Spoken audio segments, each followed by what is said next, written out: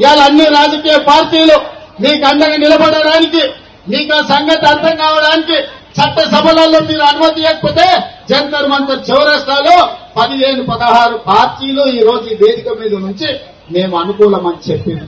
అందుకే మా గాజుల శ్రీనివాస్ అన్ని రాజకీయ పార్టీలను ఇక్కడికి రప్పించి ఈ వేదిక మీద నుంచి ప్రధానమంత్రి గారికి విజ్ఞప్తి చేయించాడు. మా బలైన వర్గాల సోదరులు వివిధ రాష్ట్రాల ఎంపీల్లో 60-70 మందిని వేదిక మీదకి రప్పించారు. ఇవాళ వివిధ రాజకీయ పార్టీలు ఇవాళ మేము అనుకూలం ఉన్నాయని చెప్పినాం. పాలకపక్షం నువ్వు అనుకూలం ఉంటే ప్రతిపక్షంగా 100 ఎంపీలు మేమున్నాం. మాతోనున్న డిఎంకే కావచ్చు, ఎన్సీపీ కావచ్చు, ఈ రోజు అదేవిధంగా లాలూ ప్రసాద్ కావచ్చు, ములాయం సింగ్ గారి పార్టీ కావచ్చు, ఇన్ని రాజకీయ పార్టీలు ఇక్కడికి వచ్చిన తర్వాత మరి అందరూ శాఖాహారులు అయితే రొయ్యల గుట్ట మాయమెత్తైందని ఎంపీ అన్నారు.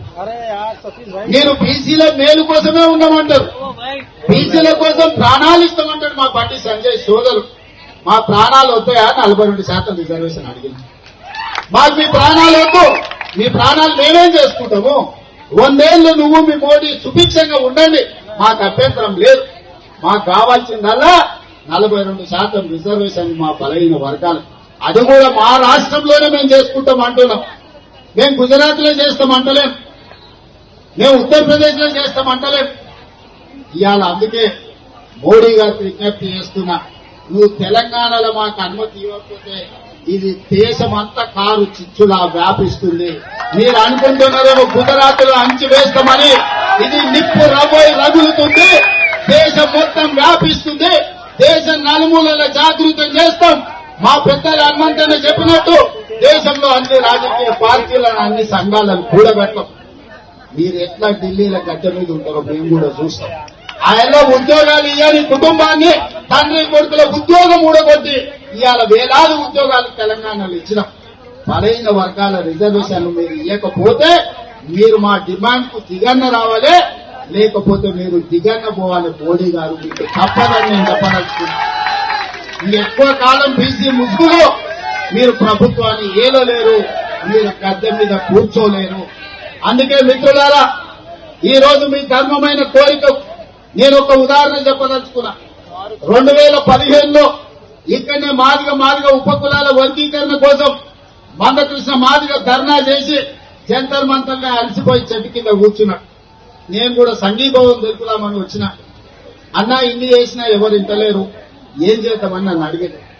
మరి ఏం చేద్దామని నువ్వు అనుకుంటున్నావు అంటే నాకైతే ఆలోచన దొరకలేదు. ఎట్లా అన్నా, ఈ ధర్మమైన కోరిక ధర్మయుద్ధం ప్రకటించని చెప్పి పరేడ్ గ్రౌండ్ లో మాదిగ ఉపకులాల ధర్మయుద్ధం ప్రకటించి విజయం సాధించిండు, లక్ష్యానికి చేరుకున్నా. ఇవాళ మా మిత్రులకు అందరికీ నేను ఒకటే మాట చెప్పదలుచుకున్నా. ఇవాళ చెబితే విన్నారా? సరే వినప్పుడు మన బలమేందో చూపించాలి. మన ధర్మమైన కోరిక కోసం మా బలైన వర్గాలు ధర్మ యుద్ధం ప్రకటించండి. మీకు అండగా నిలబడతా, మీకు తోడుగా ఉంటే కాదు, మీరే మా కళ్ళకి కాదు.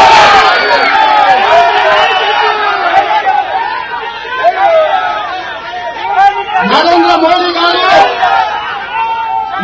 మోడీ గారు వినండి, ఇక రాము ఢిల్లీకి, మీరే మా గల్లీలకు రావాలి. మా ధర్మమైన కోరిక కోసం ఈ రోజు ఇక్కడికి వచ్చినాం. సంధిలో భాగంగానే మీ దగ్గరకు వచ్చి మీ విజ్ఞప్తి చేసినాం. కురుక్షేత్రంలో ఆనాడు కృష్ణుడు చెప్పిండు, అయోధ్య కుదుర్చుకుందాం, 5 గ్రామాలు ఇయ్యమని. కానీ దుర్యోధనుడు వినలేదు, బిర్ర వీగిండు. చివరికి కురుక్షేత్రంలో ఏం జరిగిందో మీరు చూసింది. ఇవాళ కూడా మా తెలంగాణ రాష్ట్రంలో మాకు అనుమతి ఇచ్చండి, మా బలైన వర్గాలకు 42% రిజర్వేషన్లు మేము ఇచ్చుకుంటామని మేము అడుగుతున్నాం. అయోధ్యలో భాగంగానే నరేంద్ర మోడీ గారికి ఈనాడు హస్తినకు వచ్చి మేము విజ్ఞప్తి చేస్తున్నాం. ఇక మళ్ళా విజ్ఞప్తులు తీసుకొని మళ్ళీ హస్తినకు రాం. మీరు ఎట్లా గల్లీలకు వస్తారో చూస్తాం. తొందరలోనే మా బలైన వర్గాల సోదరులకు, మా బహుజన సోదరులకు నేను విజ్ఞప్తి చేస్తున్నా. అదే పరేడ్ గ్రౌండ్ లో ధర్మ యుద్ధం ప్రకటించండి.